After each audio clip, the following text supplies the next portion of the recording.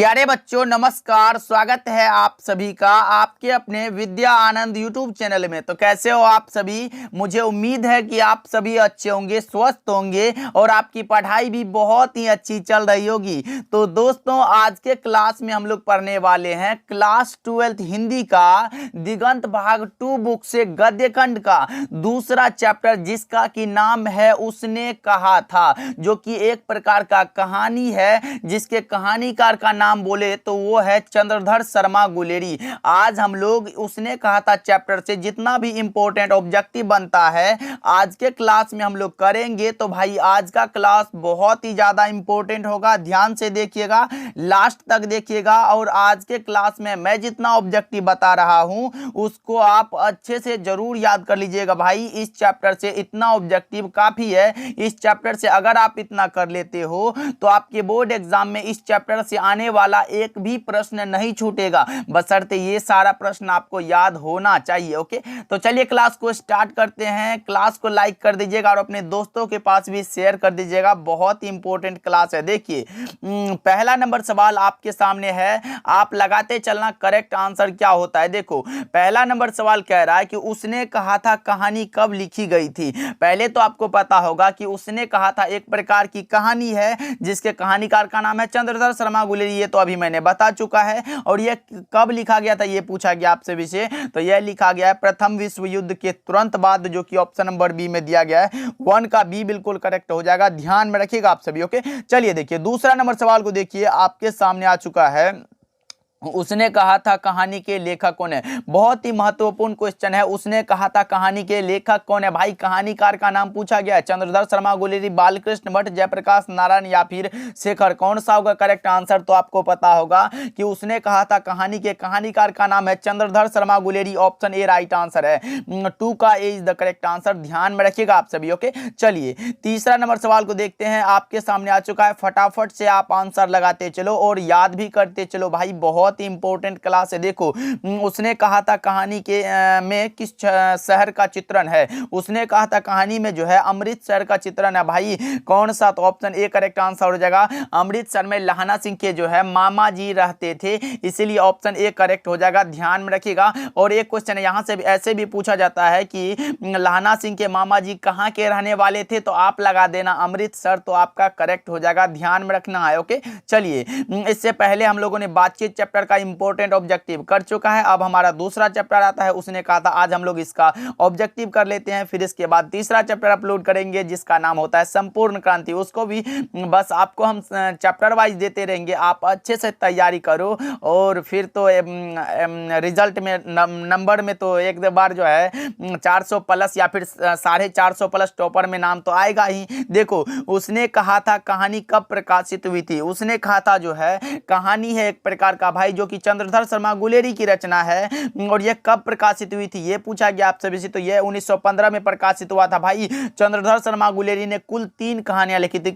कौन कौन? उसने कहा था सुखमय जीवन और बुद्धू का कांटा, 3 हुआ। उसने कहा था कहानी का प्रकाशन वर्ष है 1915, ऑप्शन ए करेक्ट हो जाएगा। ओके चलिए 5वां नंबर सवाल देखिए, आपके सामने आ चुका है। लहना सिंह के गांव का क्या नाम था, तो मांझे। भाई कौन सा ऑप्शन में दिया गया, तो ऑप्शन बी राइट आंसर हो जाएगा। 5 का बी लगा रहे हो आप तो आपका भी करेक्ट हो जाएगा। ओके चलिए 6 नंबर सवाल देखिए, लहना सिंह के मामा कहाँ के रहने वाले थे। लो जी मैंने बताया, और वो क्वेश्चन आ चुका है कि लहना सिंह के मामा कहाँ के रहने वाले थे, तो अमृतसर। कौन सा ऑप्शन में दिया गया है, तो ऑप्शन बी बिल्कुल करेक्ट हो जाएगा, याद रखिएगा आप सभी। ओके चलिए 7 नंबर सवाल को देखिए, आपके सामने आ चुका है। लहना सिंह के भतीजा का क्या नाम था। लगाओ जी करेक्ट आंसर क्या होगा कि लहना सिंह के भतीजा का क्या नाम था, तो कीरत सिंह था, ऑप्शन ए राइट आंसर हो जाएगा। और सूबेदार हजारा सिंह के लड़के का क्या नाम था, तो बोधा सिंह नाम था। भाई इसको भी आप याद रखिएगा, सूबेदार हजारा सिंह के लड़के का नाम था बोधा सिंह और लहना सिंह के भतीजा का नाम था कीरत सिंह, इसको भी आप ध्यान में रखोगे। ओके चलिए देखिए 8 नंबर सवाल को देखते हैं। लहना सिंह किस पद पर था, तो लहना सिंह जमादार के पद पर था। भाई ऑप्शन ए राइट आंसर है, 8 का जो है ए करेक्ट हो जाएगा। सॉरी जमादार ऑप्शन बी में दिया गया है, ऑप्शन बी राइट आंसर हो जाएगा। लहना सिंह जमादार के पद पर था। सिखरा फल्स के जमादार लहना सिंह का जो नंबर था वो था 77, इसको भी आप याद रखिएगा, इंपॉर्टेंट ऑब्जेक्टिव है, पूछा गया है। ओके, चलिए देखिए 9 नंबर सवाल देखिए, अमृतसर में लहना सिंह के कौन थे? अमृतसर में लहना सिंह के मामा जी रहते थे भाई। अभी तो मैंने कितना बार बता चुका है कि ऑप्शन सी करेक्ट हो जाएगा, अमृतसर में लहना सिंह के मामा जी रहते थे। ओके, चलिए देखिए 10 नंबर सवाल को देखिए, लहना सिंह की मृत्यु किसकी गोद में हुई? लहना सिंह की मृत्यु हुई थी वजीरा सिंह की गोद में, जो कि ऑप्शन बी में दिया गया करेक्ट आंसर है। अगर आप बुक को लाइन बाय लाइन पढ़ते हो तो आपका ना तो एक ऑब्जेक्टिव छूटेगा और ना ही एक भी सब्जेक्टिव छूटेगा। इसीलिए आप सभी से अनुरोध है, निवेदन है कि आप बुक खोल के कम से कम 1 घंटा हिंदी को जो है लाइन बाय लाइन एक्सप्लेनेशन करके जरूर पढ़ना भाई, तभी एक बार दिमाग में सेट होगा। ऑब्जेक्टिव मैं करा दे रहा हूं, तब आप बुक पढ़ के इस ऑब्जेक्टिव को बनाओगे ना भाई, एक भी ऑब्जेक्टिव नहीं छूटेगा। बस याद कर लेना और बुक को अच्छे से पढ़ लेना। ओके, चलिए देखिए अगले प्रश्न की ओर बढ़ते हैं। 11 नंबर सवाल को देखिए क्या कर रहा है, पलटन का विदूषक कौन था? लगाओ जी, पलटन का विदूषक कौन था? तो आपको पता होना चाहिए, ये था वजीरा सिंह। ऑप्शन सी सही जवाब हो जाएगा। चलिए 12 नंबर सवाल को देखते हैं, लहना सिंह की किस कहानी का पात्र है? तो लहना सिंह, ये पात्र वाला ऑब्जेक्टिव आजकल कुछ ज्यादा ही पूछा जा रहा है।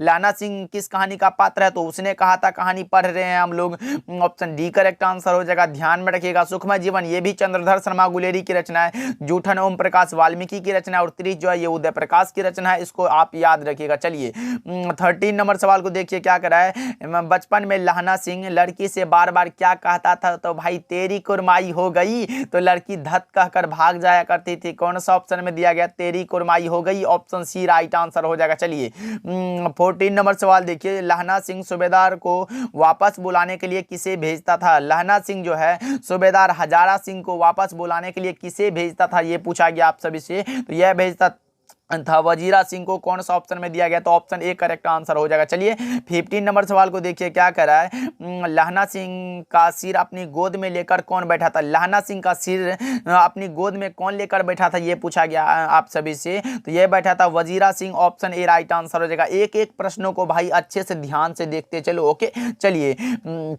16 नंबर सवाल देखिए, सूबेदार हजारा सिंह के लड़के का क्या नाम था? सूबेदार हजारा सिंह के लड़के का नाम था बोधा सिंह। अभी तो मैंने बताया, ऑप्शन ए राइट आंसर हो जाएगा।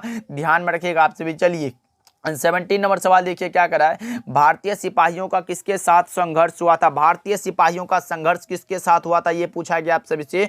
तो बताओ किसके साथ हुआ था? तो जर्मनी के साथ हुआ था, ऑप्शन डी करेक्ट आंसर हो जाएगा। 18 नंबर सवाल की ओर बढ़ते हैं और आपके सामने आ चुका है, जर्मन लेफ्टिनेंट को किसने मार गिराया?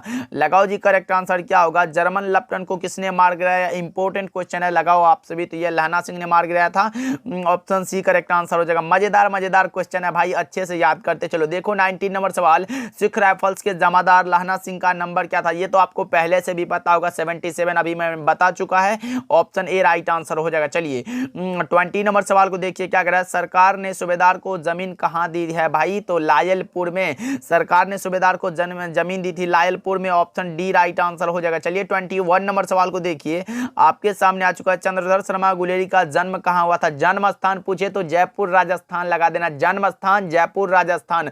अगर पूछे कि मूल निवास कहां है, तब लगा देना गुलेर कांगड़ा हिमाचल प्रदेश में है, ऑप्शन के अकॉर्डिंग लगाना। अगर जन्म स्थान पूछे तो कौन सा लगाओगे? जयपुर राजस्थान। ओके, चलिए नेक्स्ट सवाल की ओर बढ़ते हैं। आपके सामने आ चुका है, सुखमय जीवन किसकी रचना है? तो कौन सा चैप्टर पढ़ रहे हो? तो उसने कहा था लेखक कौन है? तो चंद्रधर शर्मा गुलेरी। सुखमय जीवन इसी की रचना है, चंद्रधर शर्मा गुलेरी की, ऑप्शन ए राइट आंसर हो जाएगा। क्योंकि चंद्रधर शर्मा गुलेरी साहब ने 3 कहानियां लिखी थी, सुखमय जीवन, बुद्धू का कांटा, और उसने कहा था सुखमय जीवन यहाँ है, तो किसकी रचना होगी? तो चंद्रधर शर्मा गुलेरी की, याद रखिएगा आप सभी। चलिए 23 नंबर सवाल देखिए, कछुआ धर्म किसकी कृति है? कछुआ धर्म जो रचना है वो रचना है चंद्रधर शर्मा गुलेरी की। भाई एक एक रचना को अच्छे से ध्यान में रखते चलना। ओके, चलिए 24 नंबर सवाल देखिए क्या कर रहा है, पुरानी हिंदी किसकी रचना है? पुरानी हिंदी जो रचना है ये चंद्रधर शर्मा गुलेरी की रचना है, ऑप्शन सी राइट आंसर हो जाएगा। ओके, चलिए 25 नंबर सवाल को देखते हैं क्या कर रहा है, कौन सा निबंध गुलेरी रचित नहीं है? नहीं है पूछा गया भाई। आप हर बार में एग्जाम में ऐसा मत करना कि ऐसे पर देना कौन सा निबंध जो है गुलेरी रचित है ये नहीं जो है ये बहुत ही मायने रखता है भाई। मजदूरी और प्रेम इसकी रचना नहीं है, यानी कि 25 का ऑप्शन बी बिल्कुल करेक्ट हो जाएगा। चलिए 26 नंबर सवाल को देखते हैं। कौन सी कहानी चंद्रधर शर्मा गुलेरी की लिखी हुई नहीं है भाई? सुखमय जीवन है, बुद्धू का कांटा है, उसने कहा था है, लेकिन ये जूठन नहीं है। जूठन तो ओम प्रकाश वाल्मीकि की रचना है भाई। ऑप्शन डी करेक्ट आंसर हो जाएगा। चलिए 27 नंबर सवाल को देखते हैं क्या करा है। चंद्रधर शर्मा गुलेरी किस गांव के मूल निवासी थे भाई? चंद्रधर शर्मा गुलेरी अगर मूल निवास पूछे तो आप लगा देना गुलेर कांगड़ा हिमाचल प्रदेश। अगर जन्म स्थान पूछे तो जयपुर राजस्थान लगा दोगे तो भाई सही हो जाएगा। आपका एक नंबर कोई काटने वाला नहीं है। चलिए 28 नंबर सवाल को देखते हैं क्या करा। उसने कहा था कहानी कितने भागों में विभक्त है? उसने कहा था कहानी जो है 5 भागों में विभक्त है। ये मत लगा देना भाई 3 भागों में, क्योंकि चंद्रधर शर्मा गुलेरी 3 कहानियां लिखे थे।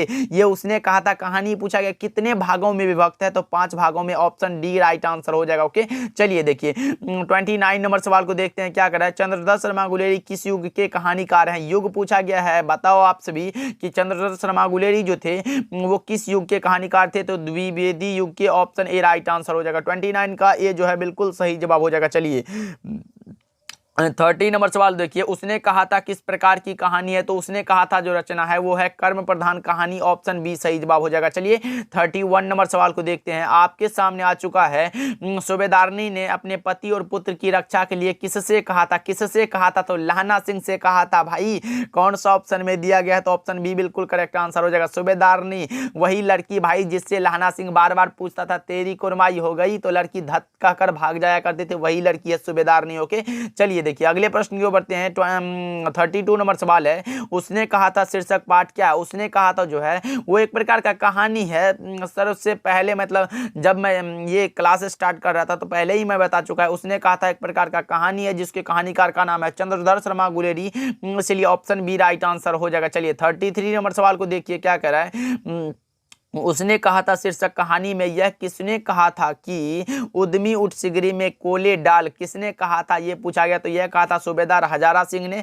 ऑप्शन बी बिल्कुल करेक्ट आंसर हो जाएगा। ध्यान में रखना आप सभी। चलिए 34 नंबर सवाल को देखते हैं क्या कह रहे हैं। चंद्रधर शर्मा गुलेरी किसके अभिभावक बनकर मेयो कॉलेज अजमेर में आए? चंद्रधर शर्मा गुलेरी भाई तो ये आए थे खेतरी के नाबालिग राजा जयसिंह के अभिभावक बनकर। ऑप्शन सी राइट आंसर हो जाएगा। ओके चलिए देखिए 35 नंबर सवाल को देखते हैं क्या कह रहा है। आपके सामने आ चुका है गुलेरी जी किस सदी के प्रमुख लेखक थे? चंद्रधर शर्मा गुलेरी 20वीं सदी के भाई 20वीं सदी के प्रमुख लेखक थे। कौन सा ऑप्शन में दिया गया है? तो ऑप्शन डी राइट आंसर होने वाला है। चलिए 36 नंबर सवाल देखिए। गुलेरी जी ने कुल कितनी कहानियां लिखी? अब देखो जी ये क्वेश्चन यहाँ है कि चंद्रधर शर्मा गुलेरी ने कुल कितनी कहानियां लिखी थी? तो 3 कौन कौन? तो उसने कहा था, सुखमय जीवन और बुद्धू का कांटा। 3 हो जाएगा। ऑप्शन सी राइट आंसर है। चलिए 37 नंबर सवाल को देखिए। उसने कहा था कहानी है। कैसी कहानी है? तो ये युद्ध की कहानी है, दिव्य प्रेम की कहानी है और प्रेम पर बलिदान होने की कहानी है। ये सभी हो जाएगा। ऑप्शन डी राइट आंसर हो जाएगा। 37 का जो है ऑप्शन नंबर डी बिल्कुल करेक्ट हो जाएगा। ओके चलिए देखिए 38 नंबर सवाल को देखते हैं क्या करा है। चंद्रधर शर्मा गुलेरी संस्कृत विभाग के अध्यक्ष कब बने थे? चंद्रधर शर्मा गुलेरी संस्कृत विभाग के अध्यक्ष बने थे कब? तो 1916 में। ऑप्शन बी राइट आंसर हो जाएगा। भाई 1915 मत लगा देना, गलत हो जाएगा, क्योंकि उसने कहा था कहानी का प्रकाशन वर्ष पूछे तब आप 1915 लगाना, लेकिन चंद्रधर शर्मा गुलेरी 1916 में संस्कृत विभाग के अध्यक्ष बने थे। ओके चलिए देखिए 39 नंबर सवाल को देखते हैं। आपके सामने आ चुका है कि उसने कहा था शीर्षक कहानी में सूबेदारनी ने युद्ध भूमि में अपने पति और पुत्र को बचाने के लिए किससे कहा था? लाना सिंह से, वजीरा सिंह से, किरत सिंह से या फिर बोधा सिंह से? ये क्वेश्चन एक बार और आ चुका है, दूसरे टाइप से पूछा गया था, लेकिन ये कुछ अलग ही पूछा है कि उसने कहा था शीर्षक कहानी में सूबेदारनी ने युद्ध भूमि में अपने पति और पुत्र को बचाने के लिए किससे कहा था? तो आपको भी पता होगा, तो यह कहा था लहना सिंह से। ऑप्शन ए राइट आंसर हो जाएगा 39 का। ओके चलिए देखिए 40 नंबर सवाल को देखते हैं। हैं। कल देखते नहीं यह रेशम से कढ़ा हुआ सालू,